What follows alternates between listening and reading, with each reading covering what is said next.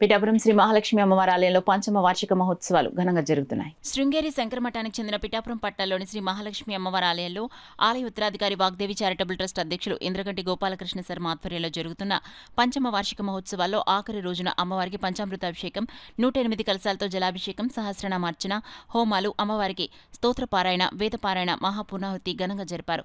అనంతరం శ్రీ లక్ష్మీనారాయణ కళ్యాణాన్ని వైభవంగా నిర్వహించారు.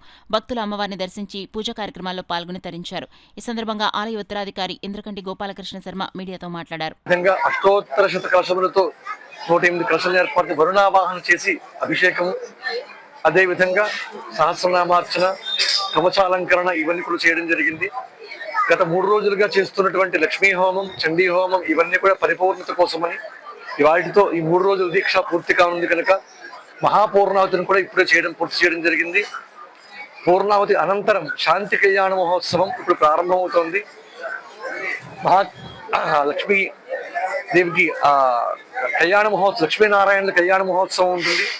అయిన తర్వాత అక్కడ విశేషంగా అందరికీ కూడా దాదాపుగా ఒక 2000 మందికి అన్నదానాన్ని కూడా ఏర్పాటు చేయడం జరిగింది. సాయంత్రం విశేషంగా గ్రామోత్సవం జరుగుతుంది. కేరళ వాద్యములు, మంగళఘోష, వేదమంత్రోచ్చారణ అన్నింటి నడుమ రథంలో లక్ష్మీనారాయణుల్ని ఊరిరిగింపు సేవ చేస్తూ గ్రామోత్సవాన్ని చేయడం కూడా భారీ శోభాయాత్ర ఏర్పాటు కూడా చేయడం జరిగింది. భక్తులందరూ కూడా ఈ కార్యక్రమంలో పాల్గొని తరించవలసిందిగా కోరుతున్నాం. ఈ వాటితో ఈ పంచానిక దీక్ష, ఈ త్రయానిక దీక్ష ముగుస్తుంది. రేపటి రోజున శంకర జయంతి ఉత్సవాలు ప్రారంభమవుతాయి.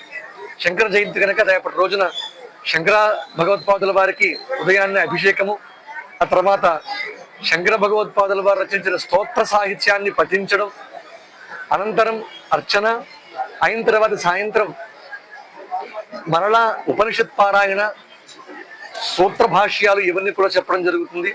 అనంతరం మహామహోపాధ్యాయ దర్శనాలంకార బ్రహ్మశ్రీ విశ్వనాథ గోపాలకృష్ణ శాస్త్రి గారి చేత ఆధ్యాత్మిక ప్రవచనం, వారికి సత్కారం కార్యక్రమం అన్నీ కూడా ఉంటాయి.